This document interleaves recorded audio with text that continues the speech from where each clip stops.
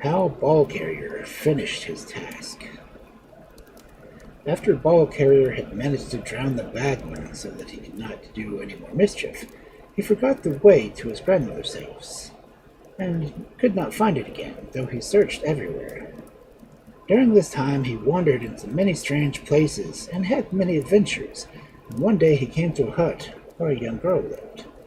He was tired and hungry and begged her to let him in and rest, and while he stayed a long while, and the girl became his wife. One morning he saw two children playing in front of the hut, and went out to speak to them. But as soon as they saw him, they sent up a cry of horror and ran away. "They are the children of my sister who has been on a long journey," replied his wife, "and now that she knows you are my husband, she wants to kill you." "Let her try," replied Ball Carrier. "It is not the first time people have wished to do that, and I am still here, you see." "Be careful," said his wife. "She is very cunning." But at this moment the sister-in-law came up. "How do you do, brother-in-law?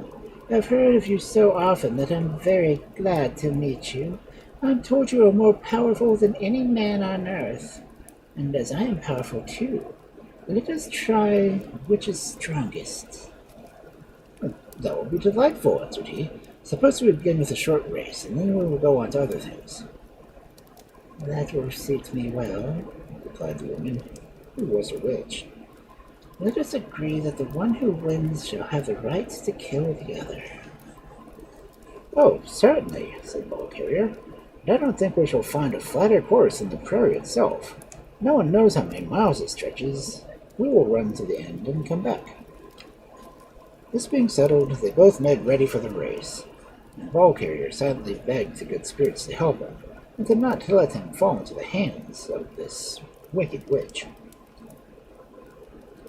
"When the sun touches the trunk of that tree, we shall start," said she, as they stood side by side.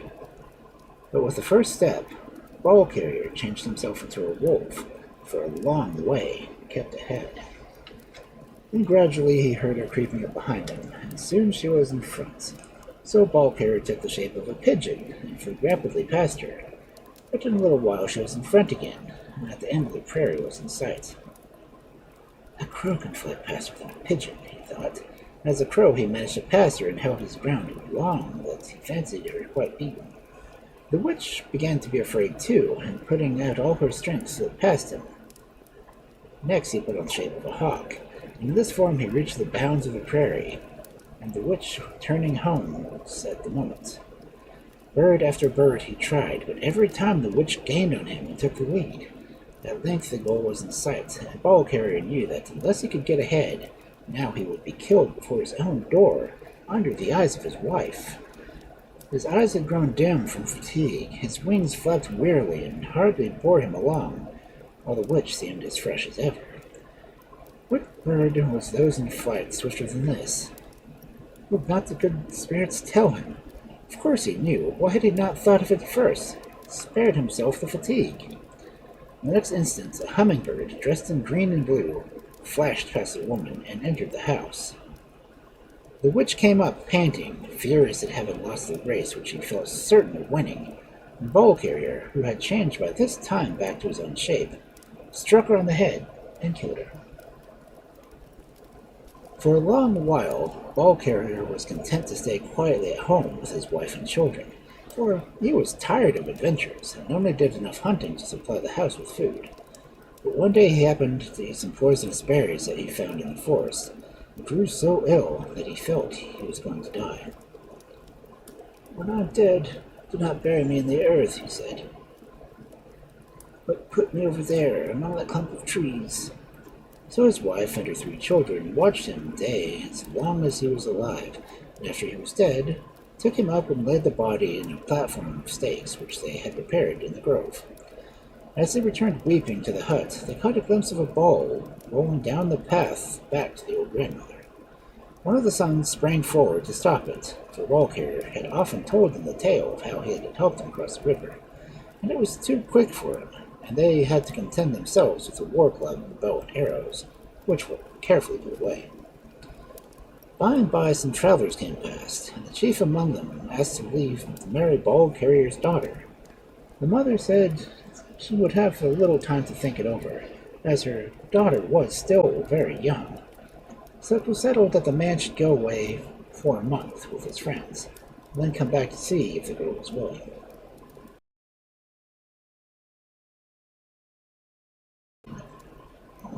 Ever since Balkir's death, the family had been very poor and often could not get enough to eat. One morning the girl, who had no supper and no breakfast, wandered off to look for cranberries. And though she thought she was quite near to home, she was astonished at noticing a large hut, which certainly had not been there when she had last come this way. No one was about, so she ventured to peep in. Her surprise was increased at seeing, heaped over in the corner, a quantity of food of all sorts, while a little robin redbreast stood perched on a beam, looking down on her. "It is my father, I'm sure," she cried. The bird piped in answer.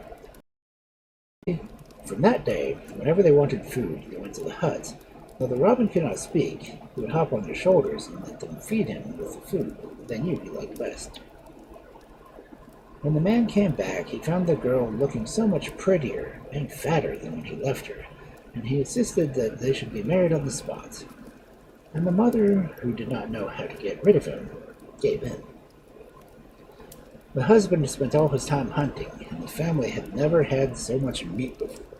But the man, who had seen for himself how poor they were, noticed with amazement that they did not care to seem about it, or to be hungry. They must get food from somewhere, he thought one morning, when he pretended to be going out to hunt. He hid in a thicket to watch. Very soon they all left the house together and walked to the other hut, which the girl's husband saw for the first time, as it was hid in a hollow. He followed and noticed that each one went up to the redbreast and shook him by the claw, and then he entered boldly and shook the bird's claw too. The whole party afterwards sat down to dinner, after which they all returned to their own hut. The next day the husband declared that he was very ill and could not eat anything, but this was only a presence that he might get what he wanted. The family were all much distressed and begged him to tell them what food he fancied. "Oh, I could not eat any food," he answered every time. And at each answer his voice grew fainter and fainter, until they thought he would die from weakness before their eyes. "There must be something you could take, if you would only say it," replied his wife. Nothing, except, perhaps, but of course that would be impossible."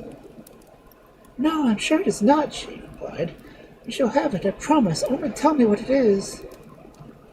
"I think, but I could not ask you to do such a thing. Leave me alone and let me die quietly."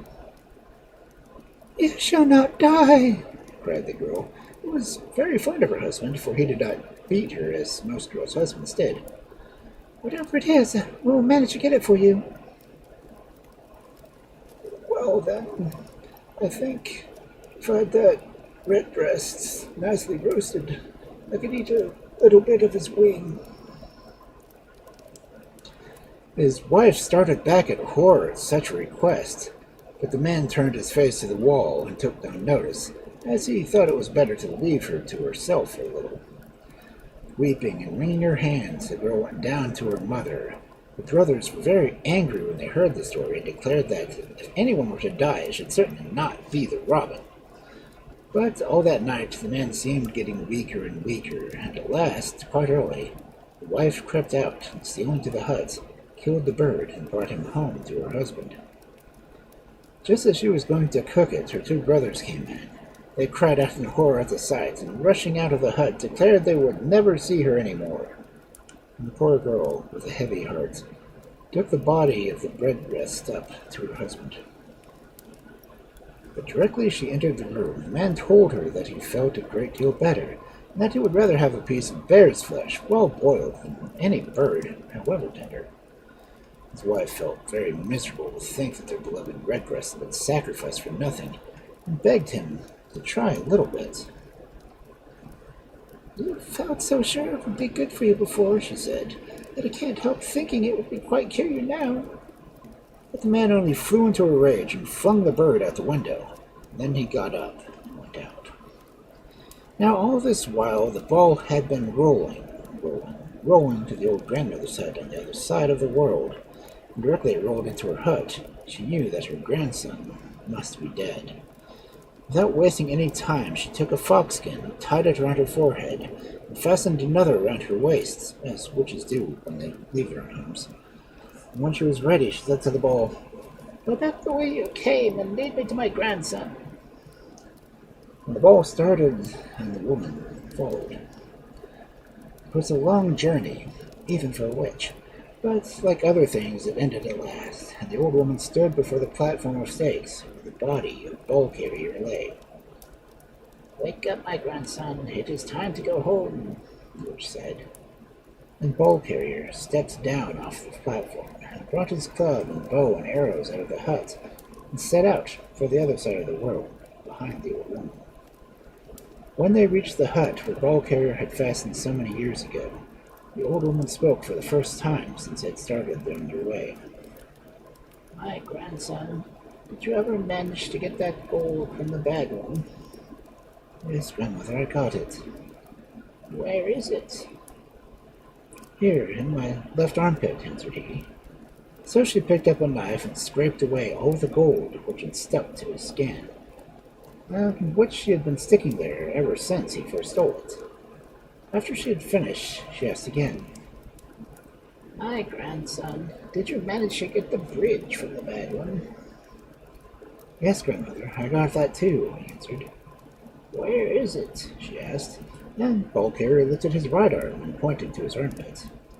"Here is the bridge, grandma," said he. Then the witch did something that nobody in the world would have guessed that she would do. First, she took the gold and said to Ball Carrier, "My grandson, this gold must be hidden in the earth, for if people think they can get it when they choose, they will become lazy and stupid. But if we take it and bury it in different parts of the world, they will have to work for it if they want it, and then only will find a little at a time."